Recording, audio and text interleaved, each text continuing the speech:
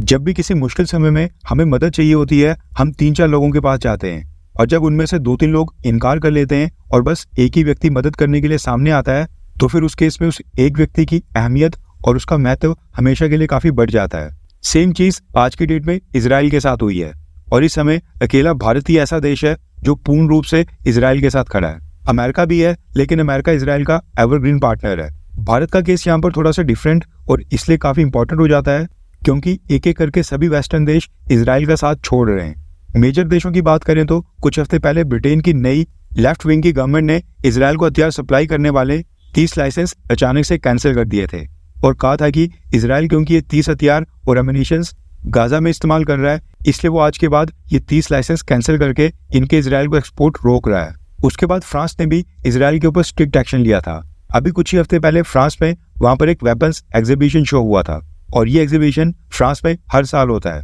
और यहाँ पर दुनिया की मेजर डिफेंस कंपनीज आकर अपने हथियारों को शो करती हैं। रिपोर्ट्स आ रही हैं कि इजराइल की 74 डिफेंस कंपनीज इस एग्जीबिशन में हिस्सा ले रही थी और उन सब ने रजिस्ट्रेशन भी करवा ली थी, लेकिन एंड मोमेंट के ऊपर फ्रांस ने अचानक से कहा कि इजराइल जो गाजा के ऊपर हमले कर रहा है और वहां पर जो कैजुअलिटीज हो रही हैं वो उसके बिल्कुल अगेंस्ट है और इस चीज का विरोध करने के लिए वो इस साल के डिफेंस वेपन एग्जीबिशन में इजराइल की डिफेंस कंपनीज को बैन कर रहा है, यानी कि इजरायली कंपनीज को हिस्सा लेने नहीं देगा और उनका एक भी हथियार फ्रांस के एग्जीबिशन में नहीं लगेगा और इजराइल के नाम का सेक्शन पूरी तरह से खाली रहेगा। चाइना और रशिया तो खैर वैसे भी इजराइल के विरोध में है और वो इजराइल को हथियार सप्लाई भी नहीं करते थे। और अब न्यूज निकल कर आ रही है कि पिछले कल कनाडा के प्राइम मिनिस्टर ने भी इजराइल को एक्सपोर्ट किए जाने वाले 30 डिफेंस वेपन सिस्टम के ऊपर रोक लगाकर उनके लाइसेंस अचानक से कैंसिल कर दिए हैं। भारत के बाद अब जस्टिन ट्रूडो ने इजराइल के साथ भी पंगा ले लिया है और कहा है कि इजराइल गाजा में जो ऑपरेशंस कर रहा है वो उसके बिल्कुल खिलाफ है, इसलिए made in Canada defence weapons के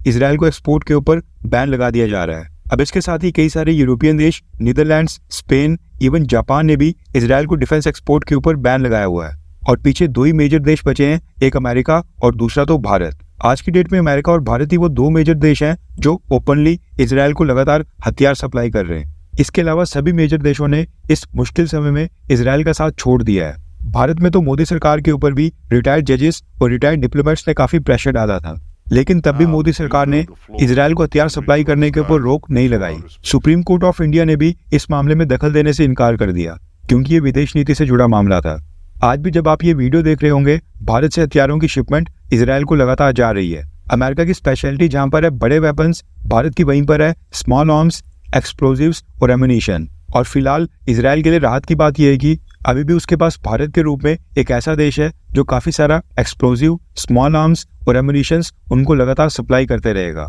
इसलिए ये कहना गलत नहीं होगा कि भारत जो आज के समय इजराइल की मदद कर रहा है, हम जो इजराइल को वेपन्स और एमुनिशन और एक्सप्लोजिव सप्लाई कर रहे हैं, इजराइल इस मदद को कभी नहीं भूलेगा और आगे चलकर भविष्य में इजराइल भारत को इसका पे बैक जरूर करेगा। अब वो किस फॉर्म में होगा वो कहना भी जल्दबाजी होगा, लेकिन इजराइल इस चीज का भी कर्ज उतार देगा। वैसे अगर आपको भारत के दोस्त के तौर पर किसी भी एक देश को चुनना पड़े तो आप किसको चुनेंगे, इजराइल या फिर रशिया को? नीचे कमेंट करके अपनी राय जरूर बताएं।